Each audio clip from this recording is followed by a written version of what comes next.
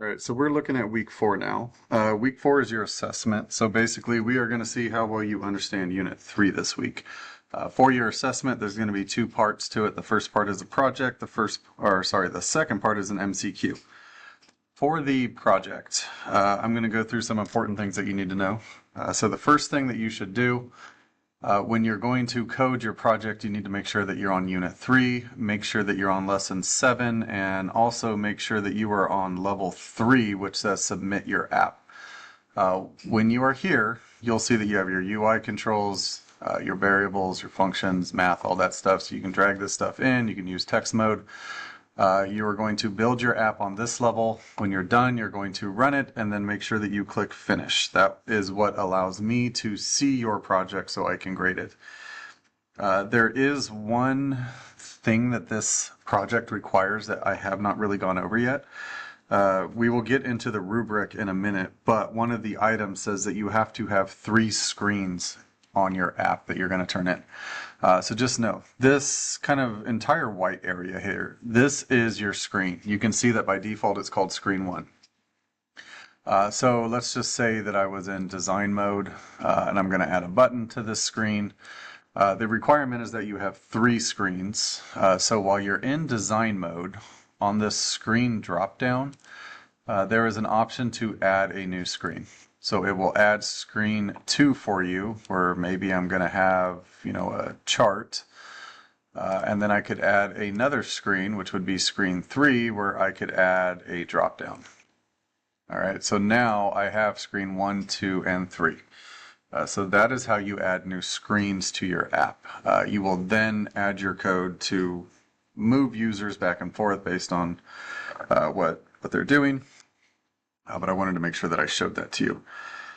So specifically for the project, what you are going to do is you will find a link in the assignment to what we call the planning guide.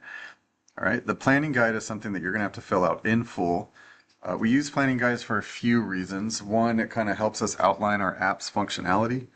It also allows us to get some feedback on the app from other users. It allows us to improve on kind of keeping track of the bugs and testing of our code. And then it also lets us get some additional feedback when we can observe other people using our app. So again, we use this planning guide, one, to make sure you're going through the steps in the right order, but it also, in a general sense, lets you outline app functionality, get feedback, track testing of your code, and kind of observe how other people are using your app. All right, so make sure you read the project description. Basically, what you are going to do is create an app that teaches your classmates about a topic that you find interesting. This can be any topic you want as long as it's school appropriate. So maybe you play soccer and you want to teach someone the rules of soccer. You could build an app about that. Maybe you're into music and you want to teach them about different string instruments. You could do that. It's completely open to you. Just make sure that you meet the requirements, which are you need to use 3 screens in your app, which is what I was just showing you how to do. On those screens, you need to make sure that you have examples of images, audio, and text. So it does not mean that every screen has to have image, audio, and text. It just means that between the 3 screens, somewhere I can see an image, I can see audio, I can see text, right? So you could have an image on the first one, you could have audio and text on the second, maybe the third just has text. Just make sure you put all 3 of those somewhere in your app on those 3 screens. Beyond that, make sure that the navigation is easy to use, right? One of the issues I see a lot is maybe you put your app and you have the background for the screen black, and then you make a button that's dark blue, right? That would not be clear and easy to navigate because for a lot of people, seeing the dark blue on the black might be hard. Sometimes you guys put 20 buttons on your screen. It's hard to know where someone's supposed to click. That all gets into this clear and easy navigation. So make it clean, make it useful, make it easy to navigate. Make sure that your app clearly communicates the information about your topic. So I should be able to look at your app and kind of know what the topic is.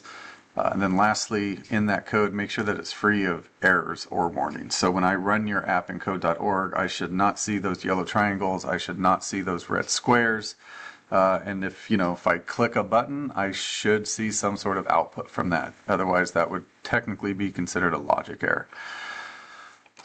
So You're just going to go through each step in this planning guide. So you're going to start with step 1. You just need to brainstorm 3 ideas or 3 potential topics, write them down. For step 2, choose which one of the 3 topics you want to use, and then kind of tell me in a sentence or 2 what you're going to cover for that topic that you've chosen. For step 3, we get into this feedback. So what I want you to do is find 2 people. It could be classmates, friends, other teachers, parents, grandparents. Tell them the topic for your app. Ask them what do they already know about your topic. Put it in here and ask them what do they need to learn or what do they want to learn about your topic, and put that in here. So you're going to do each one of these questions for 2 people, so this should be entirely filled in. Step 4 is what we call the design phase. So before you actually build your app in code.org, you should sit down and think about what your app's going to look like. So we call these mock-ups, but basically you are just going to quickly sketch what each screen is going to look like. So even though there's 4 squares here, the requirement to get full credit on this asks for 3 screens. So at the very least you need 3. You don't have to worry about this 4th one. If you have 4 or 5 screens, then you would just need to use the 4 or maybe add another one. I don't care how you do your mock-ups, so you could just get a piece of paper and write your mock-ups up, take a picture of it, and then import it into this doc. You could just use, the different tools to create them in here. You could create them in Canva and, give that to me. Just remember, it's just a mock-up. You can kind of see some examples here of what mock-ups look like. So it's just a sketch kind of saying like, hey, I'm going to have an image on the left side. I'm going to have an image on the right side. I'm going to have some title text up top. I'm going to have a horizontal line that kind of separates my header from the body. And then down here, maybe I'm going to have 4 buttons, right? This button, when it's clicked, is going to take me to my second screen where I'm going to have 4 different lists with some titles and a header, right? They should look like this. Nothing complicated, simple, but it gives you direction when you go to code.org and you start building those elements out for real. Step 5 has you actually building your app. So again, in code.org, we are looking at screen 1 right now, right? Maybe I have a button here. Maybe I'm going to add, let's just say that I'm going to put some text up top. I want to put an image on each side, right? I'm going to put that there, and then maybe I'm just going to have, some more text right here. Each one of these elements gets an ID. This ID should be descriptive, so you're going to want to make sure that you rename image 1 to something descriptive, like left header image.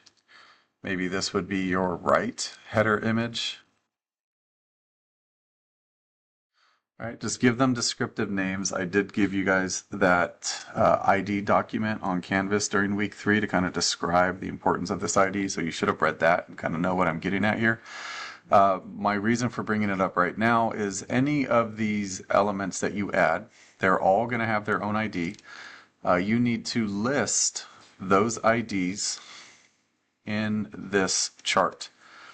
Right? For any ID that is associated with a on event, meaning you're going to listen for a click or a mouse over and then perform an action, you should list the ID, the event that you're looking for, and what happens when that event happens.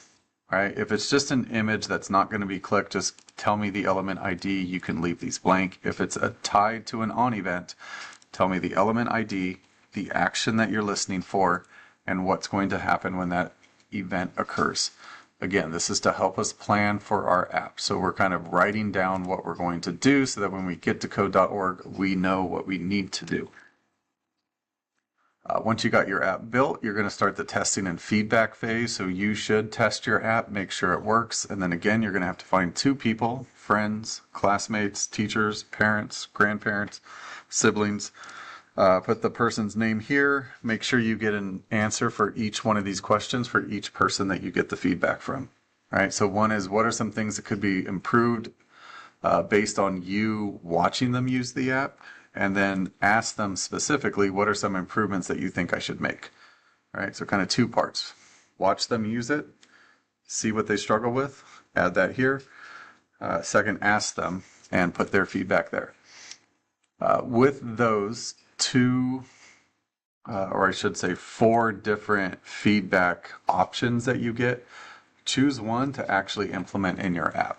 So of the 4 things that you notice or they tell you, choose one change to make. They might tell you like, hey, it's hard for me to see this button because it matches the color of the background too close. Then you would say, I'm going to lighten the color of the button so it stands out more. Right? Tell me what improvement you're going to make. I should be able to also see that improvement in your app. Once you do that, you're just going to answer these 2 reflection questions. So the first one wants you to provide a written response that addresses these 3 bullet points. This should be in sentences. You should not be writing bullet points, but full sentences. And it needs to be about 150 words. Same thing for question 2. You're going to read this question. Make sure that when you answer it, you address these 4 items. It should again be about 150 words, written in complete sentences. As far as the grading, the project is worth 45 points. This rubric details exactly how I'm going to grade it. So you can see the user interface is worth 5 points. So if I look at your app and it has at least 3 screens, you're going to get the 5 points. If it has 2 screens, you're going to get 4 points. The navigation. If I can easily navigate between all the screens, you're going to get the 5. If I can easily navigate between most of your screens, you're going to get 4. Again, there's no surprises here. Before you turn your app in, you should read through this rubric. Make sure that you've hit all of these points so that you can get full credit on this. All right, so the project, again, is worth 45 points.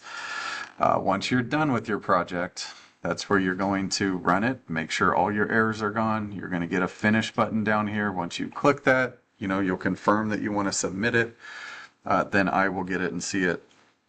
And that will finish up your project. So when you turn this in, you need to not only finish the project, you also need to submit your planning guide on Canvas so that I can read through that as well. Because you will see that part of the points are your written responses and this planning guide, right? It's actually 15 of the 45 points that you can get between the planning guide and the written responses.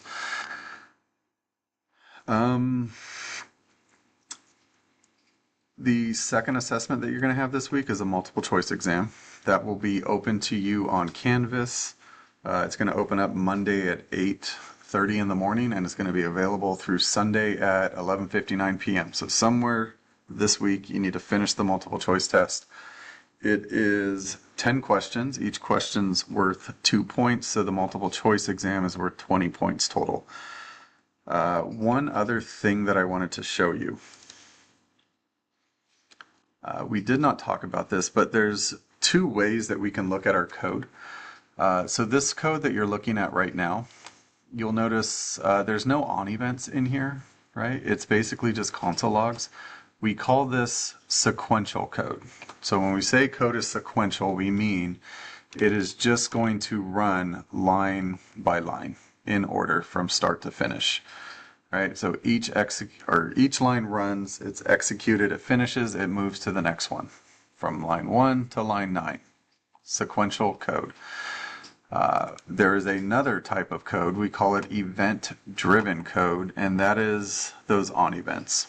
Right, so the idea that this code from line 5 through 9 is only going to run in the event that the big button is clicked. Right, it's listening for this click on the big button. Once that event occurs, lines 5 through 9 run. When we write our code like this, it is called event-driven code. All right, that may be one of the questions on your multiple choice exam. I don't know. All right, so I think that is it for this week. Again, remember to do your check-in. If you have any questions about the project, any questions about how to code it, any questions about how to do the planning guide, make sure that you bring them up during your check-in. Other than that, good luck, and I will see you this week.